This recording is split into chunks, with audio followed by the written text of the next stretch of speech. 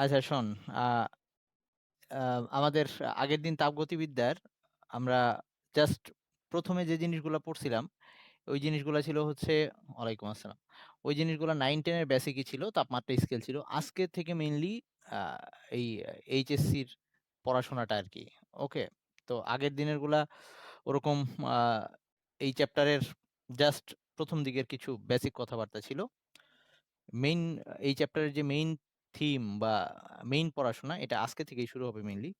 তো আমরা আহ, তাপগতিবিদ্যার দুইটা সূত্র, প্রথম সূত্র আর দ্বিতীয় সূত্র, তো আমরা ফার্স্টে এই তাপগতিবিদ্যার প্রথম সূত্র দিয়ে শুরু করতেছি, বা এটাকে জুলের সূত্র হিসেবে বলা হয়। তো আমরা ফার্স্টে এই জুলের সূত্রটা দিয়ে শুরু করতেছি। তাপগতিবিদ্যার সূত্রটাকে দুইভাবে বলা আছে। তো প্রথম সূত্রটাকে তো আমরা ফার্স্টে এটাকে জুলের সূত্র বা তাপগতিবিদ্যার প্রথম সূত্র বলা হয়। তবে প্রথম সূত্রটাকে আমরা আরেকটু অন্যভাবে পড়বো।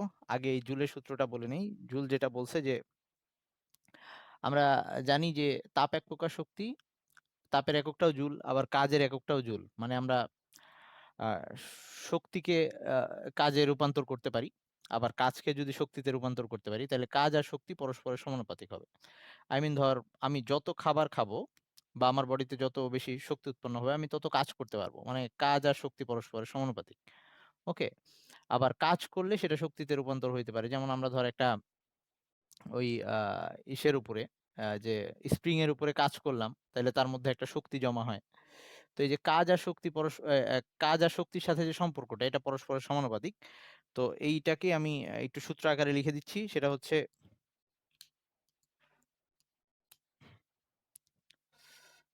যান্ত্রিক শক্তি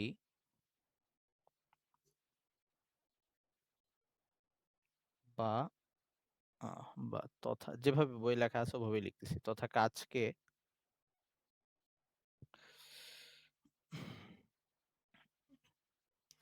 তাপে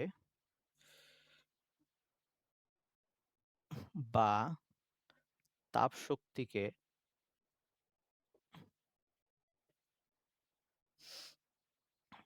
যান্ত্রিক শক্তি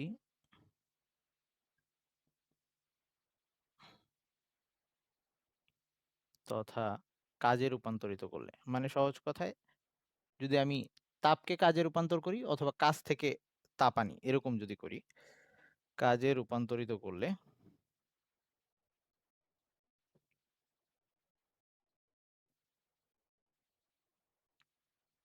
করা হলে এই যান্ত্রিক শক্তি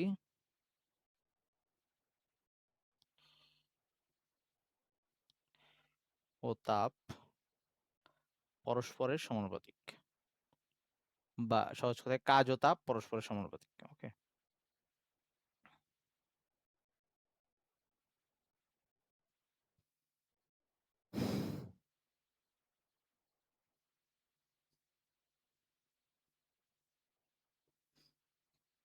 এটাকে জুলের সূত্র বলে, বা এটাকেও তাপগতিবিদ্যার প্রথম সূত্র বলে।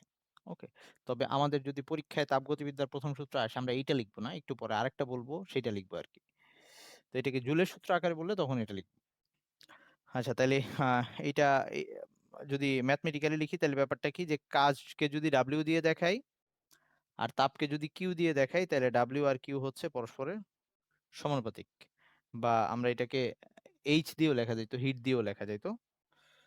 তো আমরা চাইলে কিউ দিয়েও দেখাইতে পারি তাপকে, অথবা এইচ দিয়েও দেখাইতে পারি হিট। তো এখান থেকে লেখা যায়, একটা সমানুপাতিক ধ্রুবক নিয়ে আসতেছি, ডাব্লিউ ইকুয়ালস টু, আচ্ছা আমি এইচ দিয়ে দেখাচ্ছি হিট, তাহলে এখান থেকে লেখা যায় W equals to J H.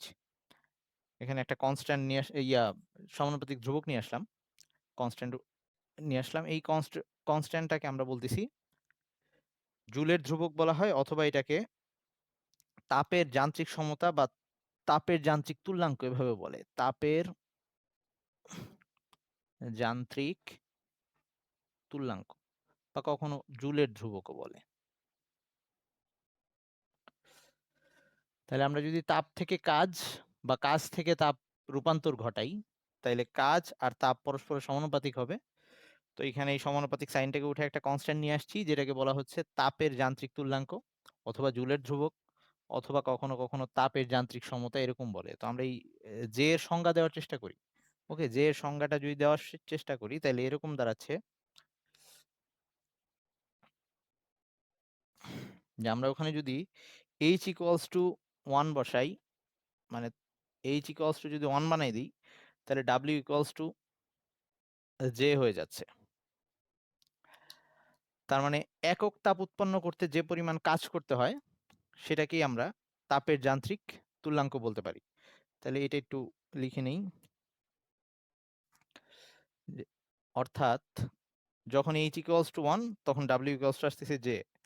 তার মানে যেটা হচ্ছে একটা কাজ, অর্থাৎ একক তাপ উৎপন্ন করতে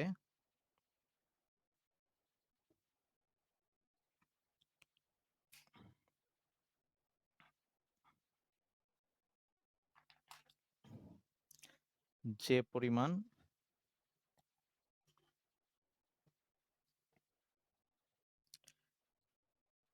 কাজ সম্পাদিত হয় হয় তাকে ওই তাপের যান্ত্রিক তুল্যাঙ্ক বলে।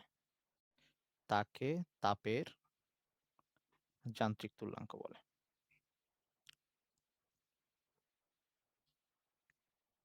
তুল্যাঙ্ক বলে। তো এটার এককটা কি হবে? এই যে এর এককটা কি হবে তাহলে? যেহেতু w equals to j h ছিল, তার মানে j সমান সমান হচ্ছে w বাই h, মানে হচ্ছে জুল পার ক্যালোরি। ওকে, তাহলে এককটা আমরা লিখতে পারি জুল পার ক্যালোরি এককে লিখতে পারি। ওকে, এবার আসি আমরা পরের যে টপিক। তো এটা হচ্ছে সূত্র আকারই আসলে যে জুলের সূত্রটি লেখো, অথবা কখনো আসে তাপের যান্ত্রিক তুল্যাঙ্ক কাকে বলে, এরকম আসে। আচ্ছা, তাইলে এবার পরের যে টপিক সেটা হচ্ছে আমরা যে সিস্টেম আগে একবার একটু বলছিলাম, ওই যে ফিজিক্সের 10 নাম্বার চ্যাপ্টার পড়াইতে গিয়ে ওটা আবার একটু বলতেছি আমি। এখনই আমরা এই সিস্টেম নিয়ে একটু জানবো যে সিস্টেম বলতে অ্যাকচুয়ালি কি বোঝায়।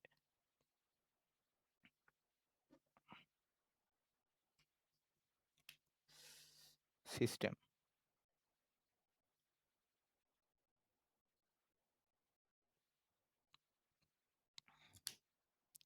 সিস্টেম হচ্ছে যে আমরা কোনো একটা বিষয় এক্সপেরিমেন্টের সময় অথবা যখন কোনো একটা কিছু নিয়ে ডিসকাস করতেছি তখন এই পুরা এই আমাদের আশেপাশের পরিবেশের যে অংশটুকু নিয়ে কথা বলতেছি সেটাই হবে সিস্টেম।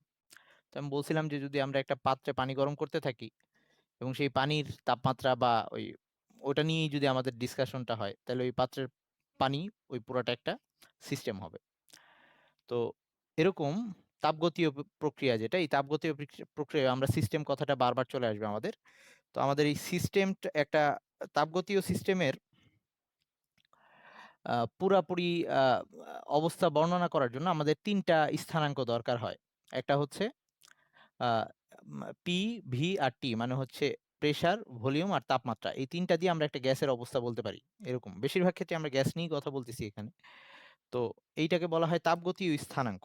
তাহলে এটা একটু লিখে রাখি পারিস? আচ্ছা, এটা হচ্ছে সিস্টেমের সংজ্ঞাটা এটা লিখতে পারিস যে জড়জগতের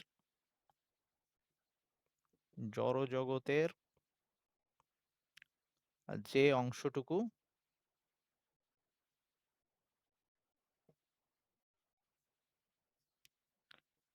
পরীক্ষা নিরীক্ষা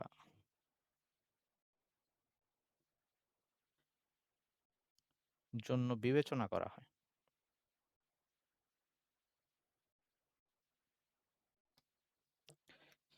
জড়জগতের যে অংশটুকু পরীক্ষা নিরীক্ষার জন্য বিবেচনা করা হয় সেটুকুকে আমরা সিস্টেম বলবো। আর তাপগতীয় স্থানাঙ্ক কাকে বলবো?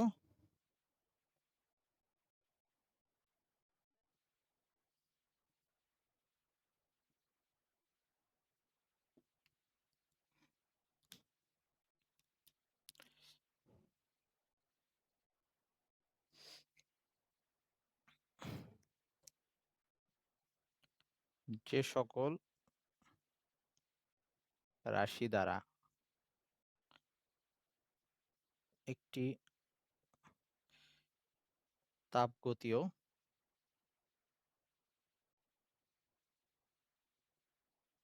সিস্টেমের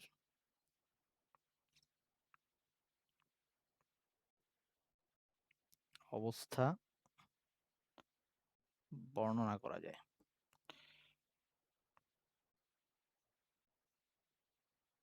তাদের তাপগতীয় স্থানাঙ্ক বলে। তাপগতীয়, কোথাও বানান ভুল লিখলে বলিস কিন্তু, স্থানাঙ্ক বলে।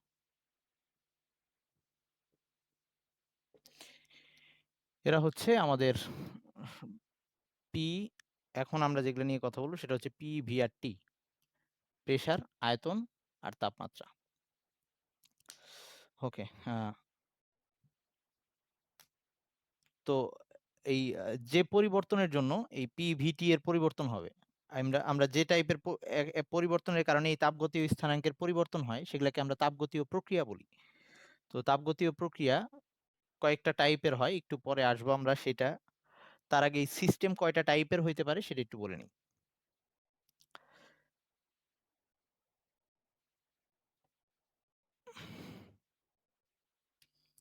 সিস্টেম তিনটা টাইপের হইতে পারে। একটা হচ্ছে মুক্ত বা ওপেন, আর একটা হচ্ছে বদ্ধ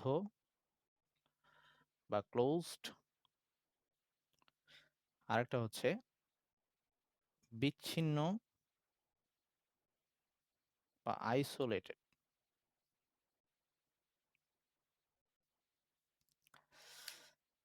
এটুকু লেখা হয়েছে সবার, মুছতেছি কিন্তু।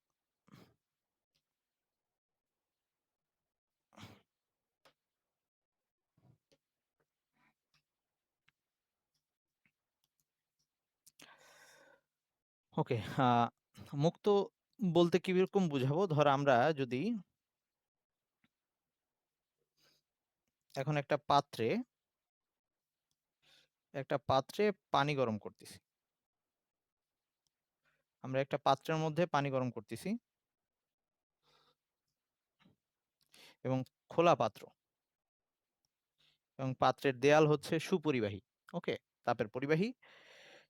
এখন যেহেতু এটা খোলা অবস্থায় আছে, তাইলে এখন এই পাত্রের মধ্যে বাইরে থেকে তাপ যেতে পারতেছে, কিউ, তাপ কিউ দিয়ে দেখাচ্ছি। আবার এটা এইদিকে সিস্টেমের ভিতরে, এটা হচ্ছে সিস্টেম, সেই সিস্টেমের ভিতরে বাইরে থেকে তাপ যাইতে পারতেছে। আবার পাশে কেউ থাকলে সে আবার গরম অনুভব করবে এই পাত্রে, বা সহজ কথা এই পাত্র থেকে আবার বাইরেও তাপ যেতে পারবে। তার মানে ভিতরে আসতে পারতেছে, তাপ বাইরে বের হইতে পারতেছে।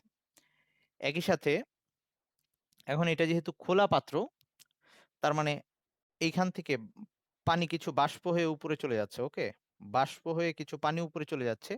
তো এটাকে আমি ভর দিয়ে দেখাচ্ছি, মানে আর কি ভর। আচ্ছা, এটাকে আমরা কিউ, আচ্ছা ওকে, সমস্যা নেই। তার মানে ভর বাইরে যেতে পারতেছে, ভরও বাইরে চলে যেতে পারতেছে।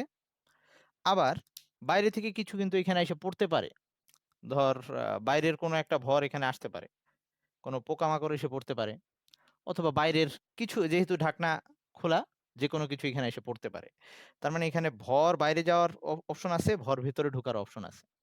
এরকম হইলে সেই সিস্টেমটাকে আমরা বলবো মুক্ত বা ওপেন সিস্টেম বা উন্মুক্ত সিস্টেম আর কি। হ্যাঁ, তো এখন কথা হচ্ছে এই এই ক্ষেত্রে তার মানে ব্যাপারটা কি দাঁড়াইলো, যে যখন, আচ্ছা তার আগে আরেকটা ব্যাপার একটু বলে নিই। সিস্টেম, ধর এই যে আমরা এই যে পাত্রের মধ্যে যে পানিটা নিছি, এটা হচ্ছে সিস্টেম।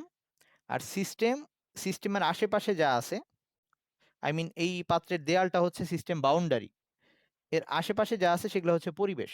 তাহলে বাইরে হচ্ছে পরিবেশ, আর এটা হচ্ছে সিস্টেম। তাহলে আমি এবার এভাবে দেখাচ্ছি যে এখানে সিস্টেম আর এটা হচ্ছে পরিবেশ, ওকে।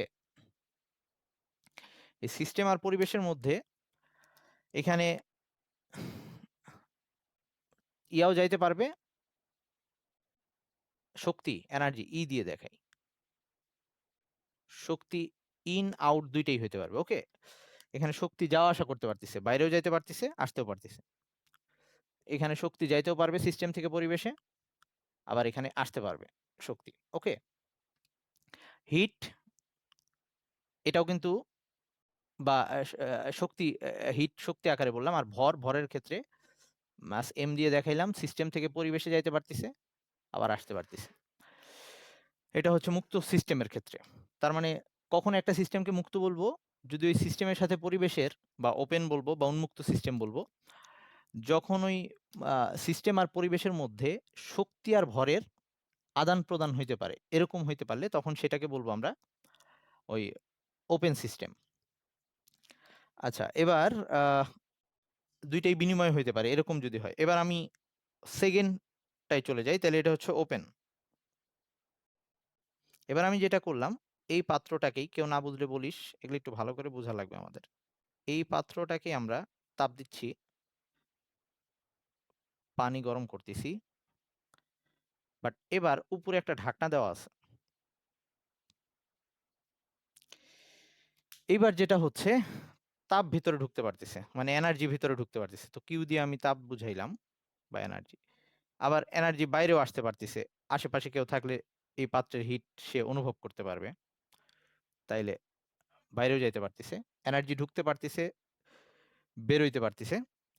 বাট এইখানে ভর আর যাওয়া আসা করতে পারতেছে না, ভর এখানে এন্ট্রিও করতে পারতেছে না, বের হইতে পারতেছে না। তার মানে এই যে ভরের যে যাওয়া আসার ব্যাপারটা, এইটা আর হচ্ছে না এখন। ভর ইন ভর আউট যেটা, এটা কিন্তু এখন হচ্ছে না, এটাকে আমি ক্রস দিয়ে দিচ্ছি। এই ব্যাপারটা এখন আর ঘটতেছে না। ওকে, আগেরবার এখানে ভর প্রবেশ করতে পারতেছিল, ভর বের হয়ে যাইতে পারতেছিল, এবার আর ওটা হচ্ছে না। তাহলে যদি এরকম হয়, সিস্টেম আর পরিবেশের মধ্যে এরকম হয় যে এনার্জি পরিবেশে যাইতে পারতেছে, আবার পরিবেশ থেকে এনার্জি আসতে পারতেছে, বাট ভরের যাওয়া আসা, এই ব্যাপারটা যদি না হয়, তো তখন আমরা বলবো এটাকে বদ্ধ সিস্টেম। ওকে, তখন এটাকে বলবো বদ্ধ সিস্টেম। তাহলে এটা হচ্ছে আমাদের ক্লোজড সিস্টেম। এবার লাস্ট, সেটা হচ্ছে আমাদের, এইবার যদি এই কাজটা করি, ধর একটা, এটা একটা পানির ফ্লাক্স, ধর পানির ফ্লাক্স, যেটা আমরা জানি পানির ফ্লাক্সের মধ্যে গরম পানি রাখছি, এটা হচ্ছে অন্তরক পদার্থ, এটা হচ্ছে পানির ফ্লাক্স, এটা হচ্ছে অপরিবাহী দেয়াল। ওকে, তার মানে এইবার পানির ফ্লাক্সে যদি গরম পানি রাখি, তখন ফ্লাক্সের গরম পানির থেকে বাইরেও তাপ আসতে পারবে না। আবার তার মানে এবার এই যে কিউ, সেটা যাওয়া আসাটাও হচ্ছে না, যেটা কিউ দিয়ে বুঝাচ্ছিলাম, এই ব্যাপারটাও এখানে ঘটতে পারতেছে না। আবার একই সাথে ভর যে বাইরে যাওয়া আসাটা, সেই ব্যাপারটাও এখানে ঘটতে পারতেছে না। এই দুইটাই এখানে হচ্ছে না। তার মানে পরিবেশের সাথে এবার ভরেরও বিনিময় হচ্ছে না, শক্তিরও বিনিময় হচ্ছে না। এরকম হইলে তখন সেটাকে বলবো বিচ্ছিন্ন সিস্টেম। তার মানে এই ক্ষেত্রে দুইটাই ক্রস। ই, পরিবেশ থেকে এনার্জি যে যাওয়া আসার ব্যাপারটা, সেটাও হচ্ছে না। আবার ওই ভরের ব্যাপারটাও যদি বলি,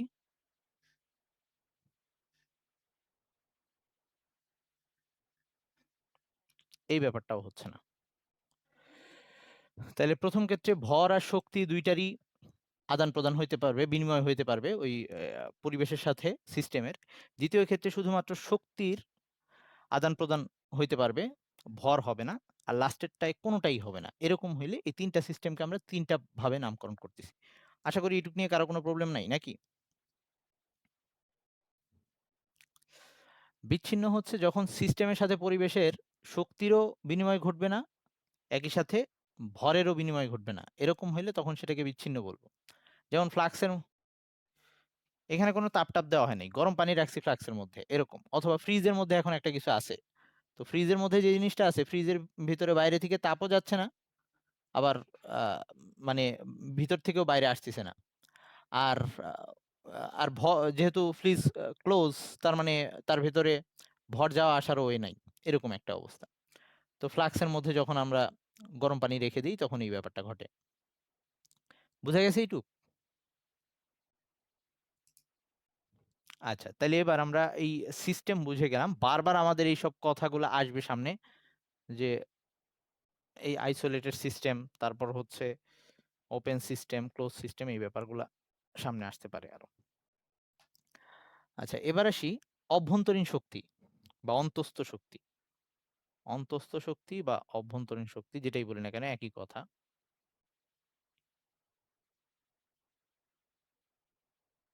অন্তস্থ শক্তি,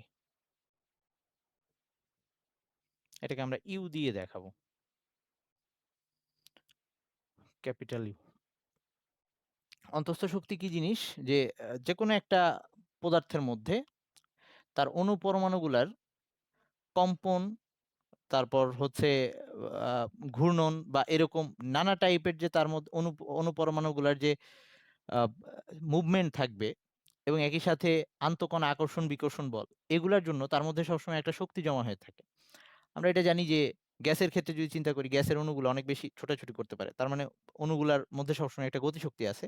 তাদের আন্তঃআণবিক আকর্ষণ বিকর্ষণ কম, তার মানে গ্যাসের ক্ষেত্রে ওই পুরা গতিশক্তিটাই, অণুগুলার গতিশক্তিটাই হচ্ছে তার মোট অন্তস্থ শক্তি।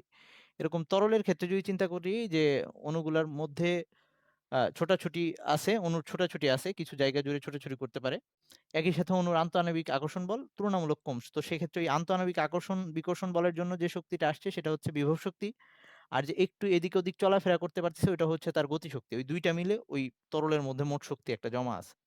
আর যদি কঠিনের ক্ষেত্রে চিন্তা করি, কঠিনের ক্ষেত্রে আহ আন্তঃকণা আকর্ষণ বিকর্ষণ বলটা হচ্ছে সর্বোচ্চ কঠিনের ক্ষেত্রে, কারণ অণুগুলা কাছাকাছি থেকে এক জায়গায় ভাইব্রেট হয়ে কাঁপতে থাকে। ওই ক্ষেত্রে গতিশক্তিটা সর্বনিম্ন, শুধু কম্পন গতিশক্তি আছে, কিন্তু ওইখানেও ওই মোট শক্তিটা তাইলে আসবে ওই বিভব শক্তি আর গতিশক্তি মিলেই।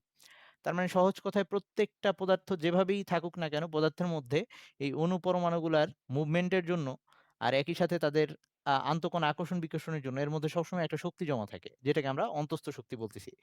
তো এই কথাটা একটু লিখে দিচ্ছি।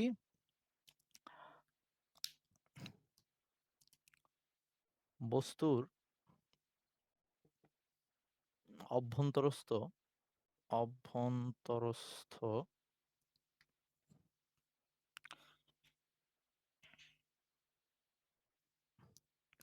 অণু পরমাণু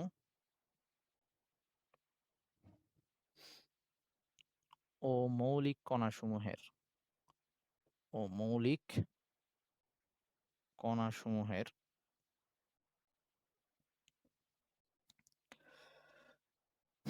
বিভিন্ন টাইপের গতি হইতে পারে। রৈখিক গতি, স্পন্দন গতি, স্পন্দন গতি ও আবর্তন গতি। এই গতির কারণে যেগুলো আসতেছে সেগুলো হচ্ছে গতিশক্তি, এবং তাদের মধ্যকার তাদের মধ্যকার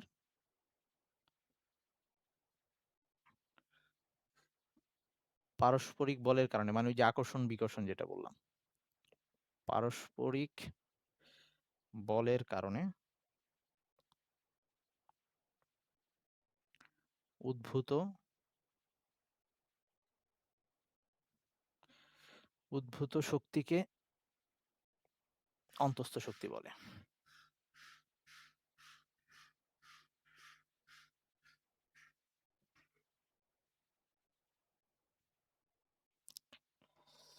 আর এই অন্তস্থ শক্তিটা তাপমাত্রার উপরে নির্ভরশীল, কারণ তাপমাত্রা বাড়াইলেই ওই অণু পরমাণুর গতিশক্তি গুলা চেঞ্জ হবে। তো এই কথাটা একটু নোট আকারে লিখে রাখতে পারিস, যে ইউ তাপমাত্রার উপর নির্ভরশীল, তাপমাত্রার উপর নির্ভরশীল। অথবা আমরা এভাবে বলতে পারি যে ইউ ইজ প্রপোর্শনাল টু টি। ওকে, এই ইউটা হচ্ছে তাপমাত্রার উপর নির্ভরশীল। বস্তুর অভ্যন্তরস্থ আহ অণু, পরমাণু ও মৌলিক কণাসমূহের, মানে মৌলিক কণা বলতে ইলেকট্রন, প্রোটন এইসবের কথা বলতেছি আমরা, নিউট্রন, ওইসবের রৈখিক গতি, স্পন্দন গতি, আবর্তন গতি এবং তাদের মধ্যকার আকর্ষণ বিকর্ষণ বলের কারণে বা পারস্পরিক বলের কারণে উদ্ভূত শক্তিটাকে আমরা তার মোট অন্তস্থ শক্তি বলতেছি। আচ্ছা, তো এবার আমরা ওই তাপগতিবিদ্যার প্রথম সূত্র যেটা বললাম সেটা বলি, যে তাপগতিবিদ্যার প্রথম সূত্রটা কি। আশা করি সবার বিরক্ত লাগতেছে। তাপগতিবিদ্যার প্রথম সূত্র, তাপগতিবিদ্যার প্রথম সূত্র। ধর এটা একটা সিলিন্ডার, যার মধ্যে একটা গ্যাস আছে, এটা হচ্ছে পিস্টন, এখানে গ্যাস আছে এবং এই পিস্টনটা এমন যে এটা মুভ করতে পারবে, আয়তন বাড়লে এটা মুভ করতে। তো এখন আমি গ্যাসটার মধ্যে যদি তাপ দিই, তো যে তাপ দিচ্ছি, এখানে তাপ দিলাম, তো এই তাপটাকে আমি দেখাচ্ছি এই যে, মানে তাপের পরিবর্তন ঘটাইলাম আর কি, ডি কিউ দিয়ে দেখাচ্ছি, বা ডেল্টা কিউ দিয়েও লেখা যায়। ডি দিয়ে বুঝাচ্ছি ওই, তোরা তো জানিস, অল্প, খুব ক্ষুদ্র পরিমাণ। তাপ দিলে প্রথমে কি হবে, অণুগুলার গতিশক্তি বাড়বে, এই যে এইমাত্র দেখে আসলাম, অণুগুলার ছোটাছুটি বেড়ে যাবে। তার মানে অভ্যন্তরস্থ শক্তি ইউ যেটা, এই যেহেতু অণুগুলার গতিশক্তি বেড়ে যাবে, তার মানে ইউ চেঞ্জ হবে। তাহলে বাইরে থেকে যখন তাপ দিব, এই তাপের একটা অংশ প্রথমে ব্যয় হবে অণুগুলার গতিশক্তি চেঞ্জ করার জন্য, বা ওই অন্তস্থ শক্তি চেঞ্জ করার জন্য, মোট গ্যাসের অন্তস্থ শক্তি চেঞ্জ করার জন্য। তারপর কি করবে, অণুগুলা যখন গতিশক্তি পেয়ে যাবে, এই পিস্টনটাকে গিয়ে ধাক্কা দিবে, এর ফলে পিস্টনটা একটু উপরে উঠে আসলো। ধর পিস্টনটা ধাক্কা খেয়ে এবার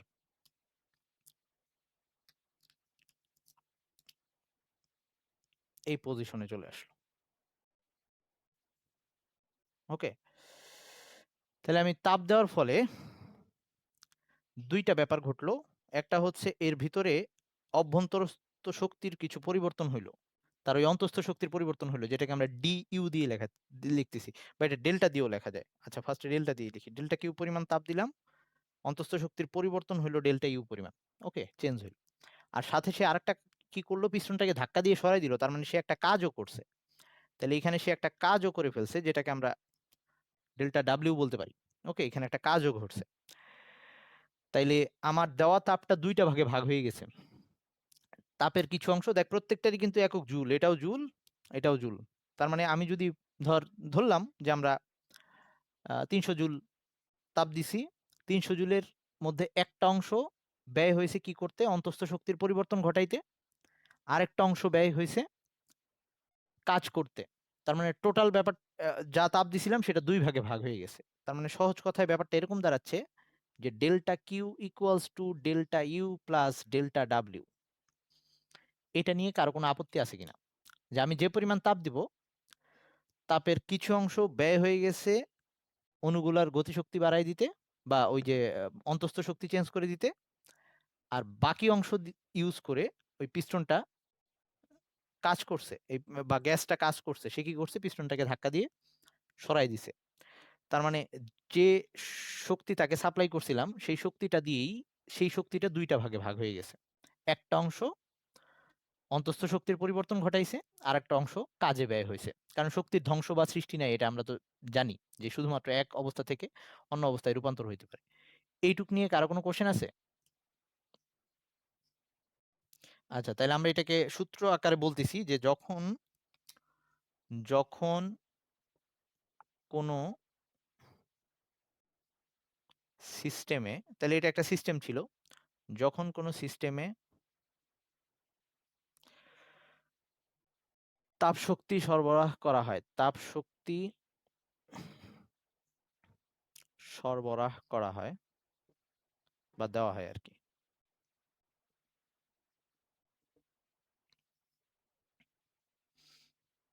তখন সেই তাপ শক্তির কিছু অংশ কিছু অংশ এটা একটু মুছলাম আমি,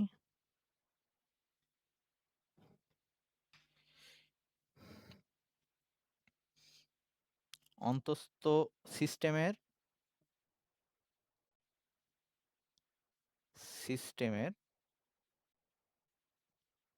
অন্তস্থ শক্তির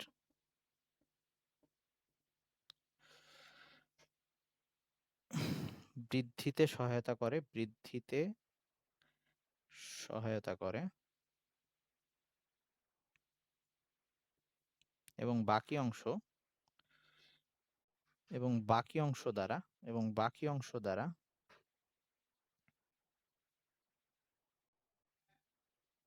সিস্টেম পরিবেশের উপর, মানে সিস্টেম যখন নিজে কাজ করবে তখন এটাকে বলবো আমরা পরিবেশের উপর কাজ করা। সিস্টেম পরিবেশের উপর বাহ্যিক কাজ সম্পাদন করে। আমি বইয়ের ভাষায় লিখে দিলাম, বাহ্যিক কাজ সম্পাদন করে।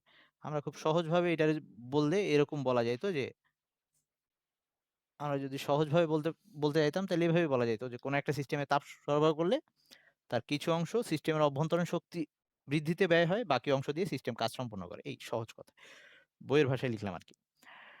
তাহলে যখন কোনো সিস্টেমে তাপ শক্তি সরবরাহ করা হয় তখন সেই তাপ শক্তির কিছু অংশ সিস্টেমের অন্তস্থ শক্তির বৃদ্ধিতে সহায়তা করে এবং বাকি অংশ দ্বারা সিস্টেম পরিবেশের উপর বাহ্যিক কাজ সম্পাদন করে। মানে সিস্টেম যখন নিজে পিস্টনটাকে সরাই দিবে তখন বলবো যে সিস্টেম কাজ করছে, আর আমরা যদি পিস্টনটাকে চাপাই দিই বাইরে থেকে তাহলে পরিবেশ সিস্টেমের উপরে কাজ করছে। আচ্ছা, এটাকে আমরা চাইলে এভাবে লিখতে পারবো, বা এটাকে আমরা এভাবে লিখতে পারবো, এই ডেল্টাকে যদি ক্ষুদ্র পরিবর্তন দিয়ে দেখাই তাহলে ডিকিউ, এটাকে লিখতে পারবো ডিইউ, এটাকে লিখতে পারবো ডিডাব্লিউ। ওকে, তাহলে ডেল্টা কিউ দিয়ে কি বুঝাচ্ছি? ডেল্টা কিউ দিয়ে বুঝাচ্ছি বাইরে থেকে দেওয়া তাপের পরিবর্তন আর কি। ওকে, তো কখনো তাপ বৃদ্ধি করতে পারি, কখনো তাপ হ্রাস করতে পারি, আমি এখন দুইটাই লিখতেছি। আচ্ছা, আমরা মনে হয় আরেকবার একটু জয়েন দিয়ে নিতে পারি, টাইম প্রায় এন্ডের দিকে। আরেকবার জয়েন দিতে সবাই। ওকে, তাহলে এখন আসি। আমরা এই যে আমি তো দেখাইলাম যে বাইরে থেকে তাপ দিলাম, তাপ দিয়ে কি করছি যে অন্তস্থ শক্তি বাড়ায় দিছি, আর পিস্টনটা উপরে উঠে গিয়ে ওই গ্যাসটা অ্যাকচুয়ালি পিস্টনটাকে ধাক্কা দিয়ে উপরে পাঠিয়ে দিছে। উল্টাটাও হইতে পারে না, আমি তাপ হ্রাস করতে পারি, ঠান্ডা করে ফেলতে পারি। ঠান্ডা করলে তখন কি হবে, ওই তাদের অণুগুলার গতিশক্তি কমে আসবে, আই মিন অন্তস্থ শক্তি হ্রাস পাবে এবং পিস্টনটা ভিতরের দিকে চেপে আসবে, এরকম হইতে পারে। তার মানে এই পরিবর্তনটা, এখানে যে পরিবর্তনটা যে লিখছি ডেল্টা কিউ বা ডি কিউ, ডেল্টা ইউ বা ডি ইউ, ডি ডাব্লিউ বা ডেল ডাব্লিউ, যেটাই লিখি না কেন, এই পরিবর্তনটা যে লিখছি এটা ধনাত্মক হইতে পারে, ঋণাত্মক হইতে পারে, মানে হ্রাস পাইতে পারে, বৃদ্ধি পাইতে পারে। তো এটা একটু এখানে লিখে দিই, ম্যাথের জন্য আমাদের দরকার হবে।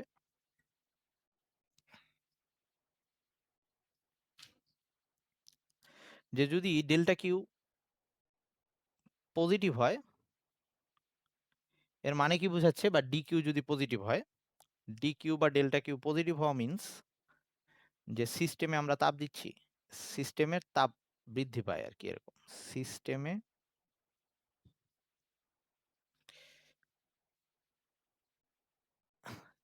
তাপ দিলে, ওকে, এটা নেগেটিভ হবে কখন? সিস্টেম তাপ হারালে, মানে সিস্টেম থেকে যদি আমরা তাপ সরাই নি, আই মিন ঠান্ডা করি, এরকম।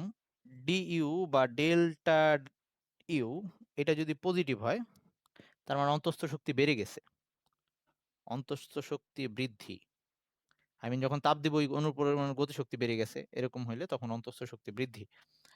এটা যদি নেগেটিভ হয় বুঝাচ্ছে, সরি, অন্তস্থ শক্তি লিখি নাই, শক্তি বৃদ্ধি। এটা যদি নেগেটিভ হয় তখন আমার লেখা লাগবে অন্তস্থ, মানে তখন সেটা বুঝাবে অন্তস্থ শক্তি হ্রাস। তার মানে আমাদের যদি অঙ্কে কখনো বলে যে একটা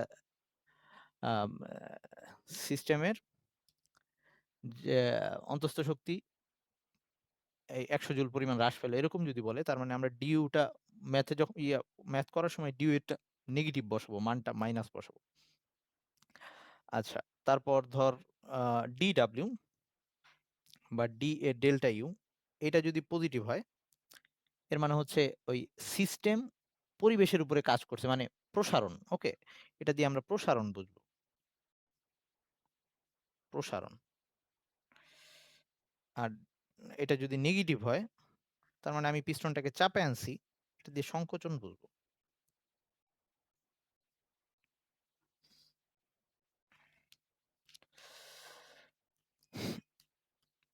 এটুকু সবাই বুঝছিস কিনা? অঙ্ক করার জন্য এই বেসিকটা দরকার হবে।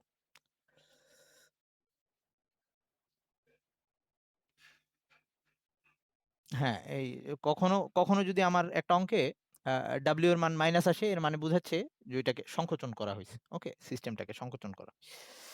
আচ্ছা, আর যদি কখনো ডিইউ এটা মাইনাস আসে, এর মানে বোঝাবে সিস্টেমটা ঠান্ডা হয়ে গেছে, এরকম। আচ্ছা, তো এবার আসি আমরা আহ, তারপরে চলে যাচ্ছি যে তাপগতীয় যে প্রক্রিয়াগুলো আছে। আচ্ছা, একটু ধৈর্য রাখ, আমরা আর 15-20 মিনিটের মতো টাইম নিব।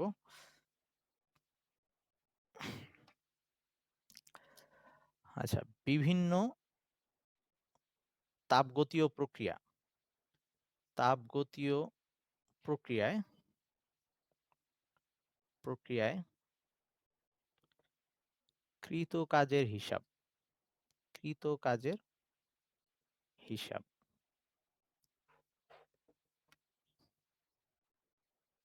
একই সাথে আমরা গ্রাফ আঁকবো। তাপগতীয় প্রক্রিয়া কি বললাম? ওই যে তাপগতীয় যে স্থানাঙ্ক ছিল পিভিটি, যে পরিবর্তনের ফলে এই তাপগতীয় স্থানাঙ্কের পরিবর্তন হয় তাকে আমরা তাপগতীয় প্রক্রিয়া বলি। তো আমি এখন তাপগতীয় প্রক্রিয়া সংজ্ঞাটা লিখতেছি। তাপগতীয় প্রক্রিয়া বা থার্মোডাইনামিক প্রসেস বলা হয় যে পরিবর্তনের ফলে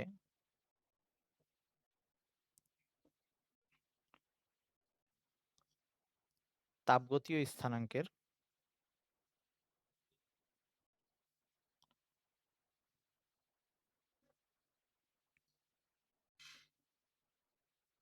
পরিবর্তন হয়।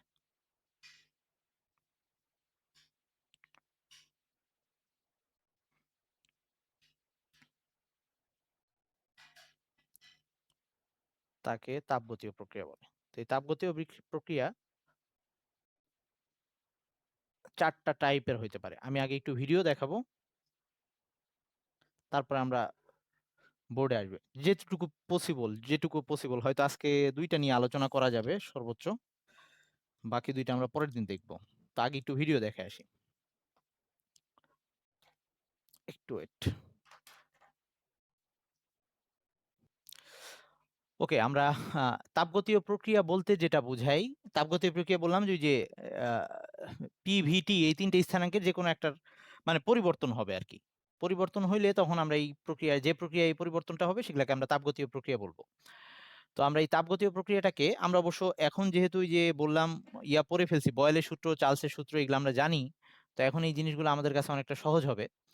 তো প্রথম প্রক্রিয়াটা হচ্ছে, আমি এখানে যে ভিডিওতে দেখাচ্ছি 4টা প্রক্রিয়ার একটা হচ্ছে সমষ্ণ প্রক্রিয়া। তো সমষ্ণ প্রক্রিয়া মানে আমরা কি জানি? তার মানে সমষ্ণ প্রক্রিয়া কি ছিল? তাপমাত্রা স্থির থাকবে, তাই না? তো আমরা যদি এরকম একটা, এটা একটা সিলিন্ডার, সেই সিলিন্ডারের মধ্যে একটা গ্যাস আছে, এটার মধ্যে গ্যাস আছে, এটা একটা পিস্টন, এবং এই পিস্টন আয়তন বাড়লে ওঠানামা করতে পারবে, মানে পিস্টনটা ফিক্সড না, পিস্টনটা নড়তে চড়তে পারবে।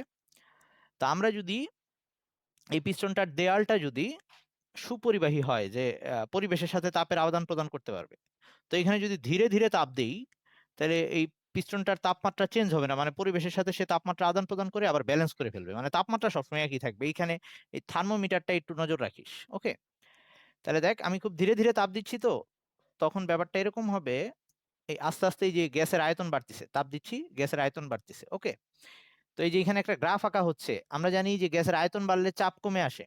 এই যে দেখ এখানে গ্রাফটা যে আঁকতেছি, এই চাপটা কমে আসছে। তাহলে এটা পি বনাম ভি এর গ্রাফটা আঁকলাম আমরা, তাই না? পি বনাম ভি। সবাই একটু রেসপন্স করিস কোনো কিছু না বুঝলে। তাহলে এই সমষ্ণ প্রক্রিয়ায় কি হয়েছে? তাপমাত্রা স্থির থাকে, যে থার্মোমিটার এটা, ওই পারদের লেভেল ওখানেই আছে, তাপমাত্রা স্থির। এখন তোদের মাথায় আসতে পারে, ভাই আমি এটা গরম করতেছি, তাও আপনি বলতেছেন তাপমাত্রা স্থির। ওই যে বললাম যে তাপটা এমন ভাবে দেওয়া হচ্ছে, এটার দেয়ালটা হচ্ছে সুপরিবাহী, মানে পরিবেশের সাথে ওর ইয়ে আছে, মানে একটু তাপ বাড়া মাত্রই সে আবার পরিবেশের সাথে এটাকে ব্যালেন্স করে নিতে পারবে, এরকম একটা অবস্থা। ওকে, তো এর ফলে যেটা হচ্ছে এই বা আমরা ওই যে সমষ্ণ প্রক্রিয়ার একটা ভালো উদাহরণ হচ্ছে, ধর বরফ যখন 0°C তাপমাত্রায় গলতে থাকে তখন ওই তাপমাত্রাটা স্থির হয়ে থাকে 0°C, ওটা একটা সমষ্ণ প্রক্রিয়া। ওরকম পানি যখন বাষ্প হইতে থাকে 100°C তাপমাত্রায়, আমরা জানি তখন আর তাপমাত্রা বাড়ে না, ওটা একটা সমষ্ণ প্রক্রিয়া। এগুলো একটা ভালো উদাহরণ সমষ্ণ উদাহরণ প্রক্রিয়া, বুঝছিস? তো এই পুরা ব্যাপারটাই কি হলো, আবার যদি আমি একটু আসি, এই যে আস্তে আস্তে আয়তন বাড়ছে, চাপ কমে আসছে, আয়তন বাড়ছে এবং চাপটা কমে আসছে, এবং এটা খুব স্লোলি হয়েছে, হুট করে হয় নাই। এটা যে নামছে একটু আস্তে আস্তে নামছে। ওকে, পুরা প্রক্রিয়াটায় তাপমাত্রা স্থির ছিল। তাহলে সমষ্ণ প্রক্রিয়া কি বলবো, কাকে বলবো? যে প্রক্রিয়ায় যে তাপগতীয় প্রক্রিয়ায় সিস্টেমের তাপমাত্রা স্থির থাকে তাকে আমরা বলবো আহ সমষ্ণ প্রক্রিয়া বা আইসোথার্মাল প্রসেস। এবং এই প্রক্রিয়ায় যেহেতু টি স্থির, বাকি দুইটা চেঞ্জ হচ্ছে, ওই যে পি আর ভি, তিনটা স্থানাঙ্ক তো, পি ভি আর টি, টি স্থির দেখে বাকি দুইটা চেঞ্জ হচ্ছে। এই মারিয়া বুঝছিস? মিহাত বুঝছিস? স্মৃতি বুঝছিস? আবির, আবির বুঝছিস?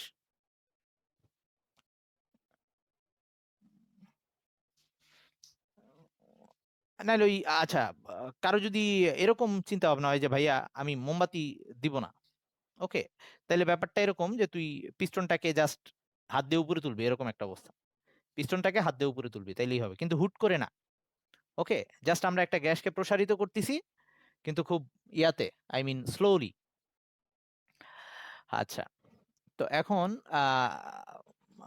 ইসের, তোর নামটা লামি, কি বুঝতে পারছিস? আচ্ছা, ঐশী বুঝছিস? আচ্ছা, এটা গেল প্রথম একটা সমষ্ণ প্রক্রিয়া, এবার আমরা পরেরটায় আসি। আচ্ছা, এটা হচ্ছে সমচাপ প্রক্রিয়া। দেখ এখানে কি করতেছি আমি, এখানে এই পিস্টনটার উপরে ইসের উপরে, এই সরি, হ্যাঁ, পিস্টনের উপরে একটা ওয়েট দিয়ে রাখছি। ওই ওয়েটটা সবসময় একই থাকতেছে, তার মানে চাপ একই দিচ্ছি সব সময়, এটার উপরে একই ওয়েট থাকতেছে, চাপ একই। এবার তাপমাত্রা চেঞ্জ হবে, আই মিন এই যে একটা স্থির, তাইলে বাকি দুইটা চেঞ্জ হবে। তার মানে এবার দেখ, এই যে তাপমাত্রা চেঞ্জ হচ্ছে ভিতরে, এই রেড কালার দিয়ে বোঝাচ্ছে তাপমাত্রা চেঞ্জ হচ্ছে, কিন্তু চাপটা স্থির আর আয়তন পরিবর্তন হচ্ছে। তাহলে এখানে কি ব্যাপার দাঁড়াইলো, এই যে চাপ স্থির রাখছি, তো আয়তনের সাথে চাপের গ্রাফটা আঁকলে চাপ সবসময় স্থির, আয়তন চেঞ্জ হয়েছে। ওকে, আর তাপমাত্রা কিন্তু এখানে চেঞ্জ হয়ে গেছে, তাপমাত্রা বেড়ে গেছে। এই প্রক্রিয়াটাকে বলবো আমরা সমচাপ প্রক্রিয়া অথবা আইসোবারিক প্রসেস। সমচাপ প্রক্রিয়া বা আইসোবারিক প্রসেস, সবাই ঠিক বুঝছিস? হ্যাঁ, অবশ্যই আয়তনের পরিবর্তন হয়েছে, যে আয়তন বাড়ছে, দেখ এই যে আয়তন এদিকে আসছে, বাড়ছে আস্তে আস্তে এইদিকে আসে। না, এগুলা এই সমচাপ প্রক্রিয়া তো ইয়াতে ছিল, ওই যে, মানে আমরা এমনি সূত্র আকারে বলি নাই, কিন্তু আমরা ওই যে চাপ স্থির রাখলে আমরা যে সূত্রটা পড়ে আসছিলাম সেটা ছিল চার্লসের সূত্র, ভি এর সাথে টি এর সম্পর্ক পড়ছিলাম। এই যে যদি চাপ স্থির রাখি তখন চার্লসের সূত্রটা কি ছিল, ভি প্রপোর্শনাল টু টি, তার মানে আয়তন বাড়লে তাপমাত্রা বেড়ে যাবে, এই যে তাপমাত্রা বাড়তেছে, এটা অ্যাকচুয়ালি চার্লসের সূত্র। ওকে, মনে পড়ছে কি সবার? চার্লসের সূত্রের বিকল্প বিবৃতিটা ছিল ভি প্রপোর্শনাল টু টি, সেটাই হয়েছে, এই যে আয়তন বাড়ছে, তাপমাত্রাও চেঞ্জ হয়েছে। আচ্ছা, এখানে চাপ স্থির, তো আমরা এখানে পি বনাম ভি গ্রাফ আঁকছি, তো ভি বনাম টি আঁকলে তখন আবার দেখতাম যে চেঞ্জ হয়েছে। কিন্তু আমরা সব জায়গায় এখানে পি আর ভি নিয়ে আঁকবো, কারণ আমাদের কাজ বের করতে হবে পি আর ভি দিয়েই।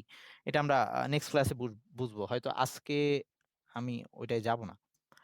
আচ্ছা, তো এইটা আরেকটা প্রসেস গেল, তাহলে তাপগতীয় প্রক্রিয়ার দুই নাম্বার যেটা গেল সেটা হচ্ছে সমচাপ প্রক্রিয়া, চাপ স্থির রাখলাম। এবার তারপরেরটায় আসতেছি। ওকে, এটা হচ্ছে রুদ্ধতাপীয় প্রক্রিয়া বা অ্যাডিয়াবাটিক প্রসেস।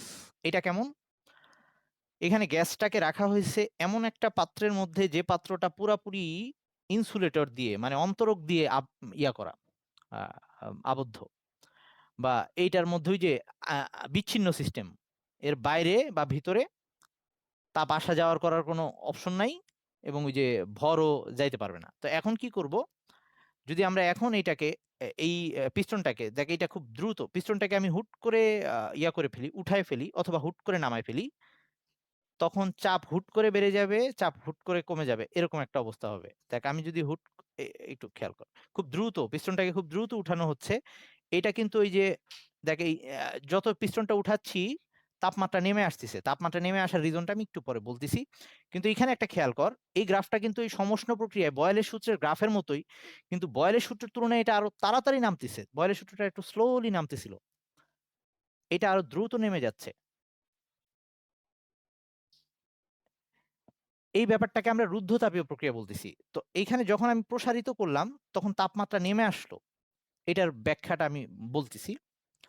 ধর ব্যাপারটা কি হয়েছে, এখন কিন্তু আমরা বাইরে থেকে কোনো তাপ দিই নাই, একটু আগে বাইরে মোমবাতি বা ইয়া দিয়ে তাপ দিচ্ছিলাম, এরকম কোনো কিছু হয় নাই। আমরা ধর ওই যে একটা বেলুন হুট করে ফেটে গেল বা একটা টায়ার ফেটে গেল, তখন এই ব্যাপারটা ঘটে।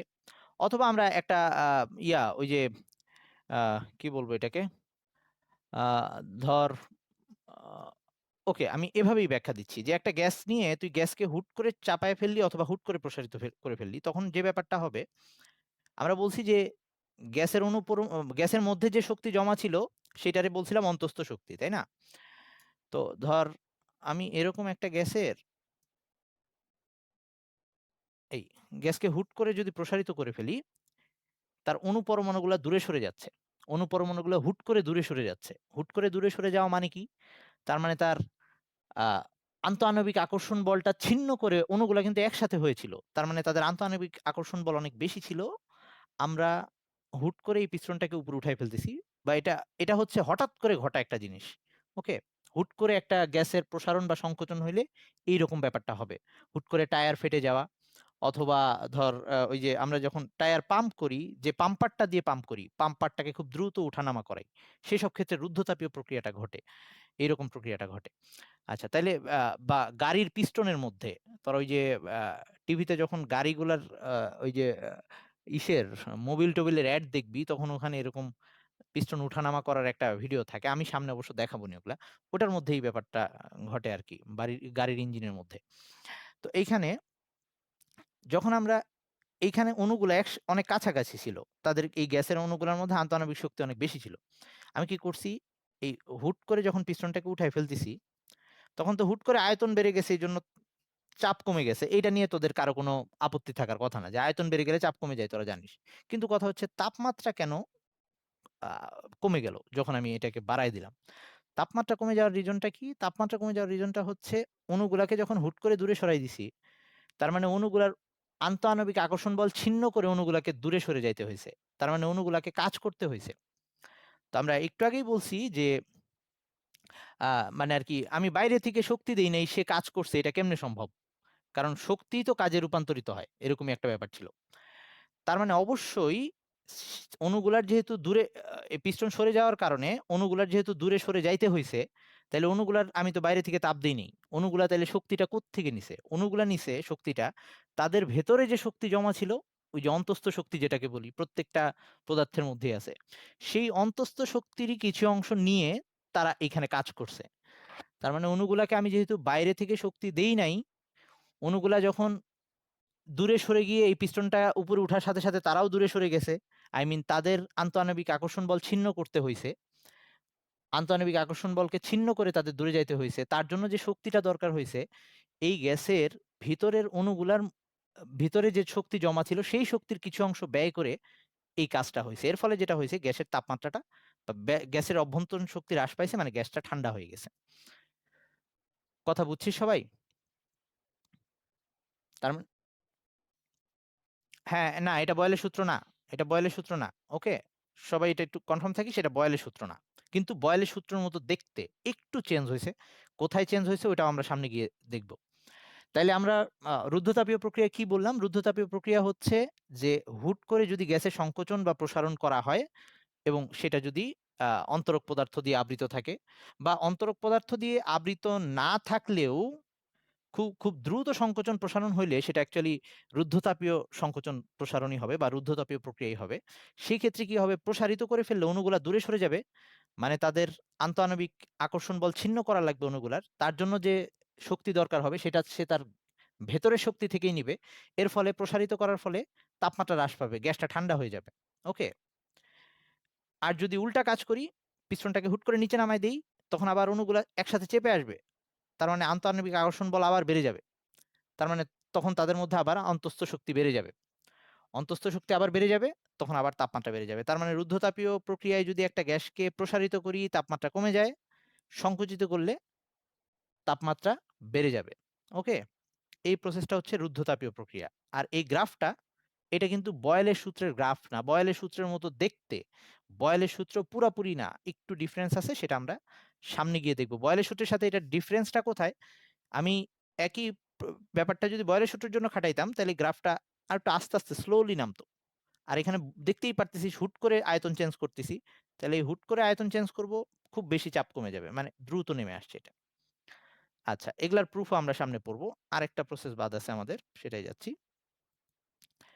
এবার হচ্ছে সম-আয়তন প্রক্রিয়া। সম-আয়তন প্রক্রিয়া মানে আয়তন স্থির এবার। তার মানে এই পিস্টন নড়াচড়া করতে পারতেছে না। ওকে? তো এখন এই গ্যাসটার মধ্যে যদি আমি তাপ দেই, কি হবে? গ্যাসের অণুগুলার ছোটাছুটি বাড়বে কিন্তু। কিন্তু ওই জায়গা থেকে সে নড়তে পারতেছে না। তাহলে যেটা হবে, অণুগুলার ছোটাছুটি বেড়ে যাবে, মানে চাপ বেড়ে যাবে ভিতরে। কিন্তু আয়তন স্থির। একই সাথে তাপমাত্রাও বেড়ে যাবে। কারণ অণুর গতিশক্তি বাড়া মানে ওই ওই যে একটু আগে দেখলাম যে গতিশক্তি যখন কমে গেল, অণুগুলা যখন কা কা ইয়া অন্তঃস্থ শক্তি যখন কমে যায়, তখন গ্যাস ঠান্ডা হয়ে যায়। অন্তঃস্থ শক্তি যখন বেড়ে যায়, তখন গ্যাস গরম হয়ে যায়। এরকম একটা অবস্থা। তাহলে এখানে অন্তঃস্থ শক্তি বেড়ে যাচ্ছে, অণুগুলার গতিশক্তি বেড়ে যাচ্ছে। আয়তন বাড়তেছে না, আয়তন স্থির। কিন্তু চাপও বেড়ে যাচ্ছে একই সাথে। কারণ একটু পরে এমন হইতে পারে অন্তঃস্থ শক্তি বাড়তে, বাড়তে ফেটে যাবে এই জিনিসটা, এরকম হইতে পারে। তাহলে আয়তন স্থির রেখে যদি আমরা তাপ দেই, তাহলে তখন তাপমাত্রা বাড়বে, মানে তাপমাত্রা বাড়তিছে, একই সাথে চাপ বাড়তিছে। এইটা হচ্ছে আমাদের ওই যে চাপীয় সূত্রটা ছিল, যেটা চাপীয় সূত্র আমরা ইসে যেটা পড়ে আসছি, বা ওইটাকে গেলুসাকের সূত্র বলা হয়েছিল মেবি।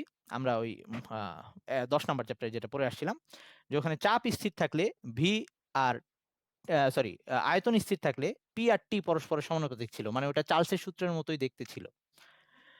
তার মানে এই যে এখানে ভি স্থির, তাপমাত্রা বাড়তিছে, চাপও বাড়বে। এই যে ভি স্থির থাকতেছে, ভি একই জায়গায় থাকতেছে, চাপ আস্তে আস্তে বাড়তেছে। কিন্তু আমরা এখানে তাপমাত্রার গ্রাফ আঁকি নাই, ভি বনাম টি আঁকছি, ভি বনাম পি আঁকছি। এই জন্য গ্রাফটা এরকম হয়েছে। সবাই 4টা প্রসেস বুঝছিস? আচ্ছা, তাহলে আমরা আজকে পরেরটায় যাচ্ছি না, ওই কৃতকাজের হিসাব সেটাই আর যাচ্ছি না। আমরা এটা পরের দিন, পরের ক্লাসে করব। তো এই জিনিসগুলো একটু ভালো করে বেসিকটা না ক্লিয়ার হইলে সামনের জিনিসগুলা বুঝতে আমাদের একটু কষ্ট হয়ে যাবে। তো এই 4টা হচ্ছে আমাদের তাপগতীয় প্রক্রিয়া। তো আজকে এই পর্যন্ত থাকলো। ভালো থাকে সবাই। কালকের ক্লাসটা কিন্তু অফ। কালকে আমি একটু বাইরে যাচ্ছি। তো আবার রবিবারে দেখা হবে ইনশাল্লাহ। আল্লাহ হাফেজ। টাটা।